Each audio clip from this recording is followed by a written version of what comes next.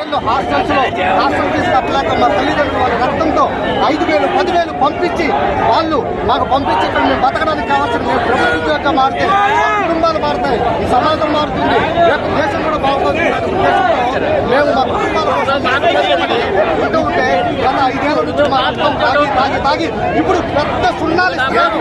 మేమేం చేసుకోవాలో సున్నాలతో మా రక్తం తాగారు, మా జీవితంలో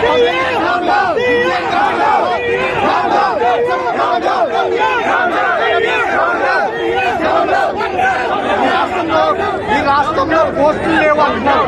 జీవో నెంబర్ 117 రద్దు చేయండి. తక్షణంగా 15,000 పోస్టులు, 15,000 పోస్టులు, అందులో 10,000 ఎస్సీటీ పోస్టులు వస్తున్నాయి.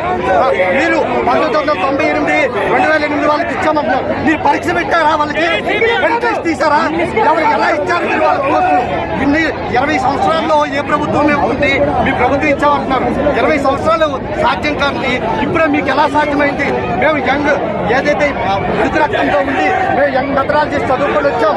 మాకు అవకాశాన్ని కల్పిస్తే మేము రేపు రాష్ట్రాన్ని, దేశాన్ని బాగు చేయడానికి కావాల్సిన పిల్లల్ని మేము తయారు చేస్తాం. ఇంకొక సూటి ప్రశ్న అండి. సుప్రీంకోర్టు దివ్యాంగులకి విద్యను అందించమని 6,800 పోస్టులు మంజూరు చేసింది. 6,800 పోస్టులు మంజూరు చేసింది.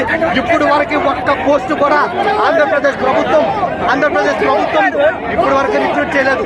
దివ్యాంగులకు సంబంధించిన పోస్టులు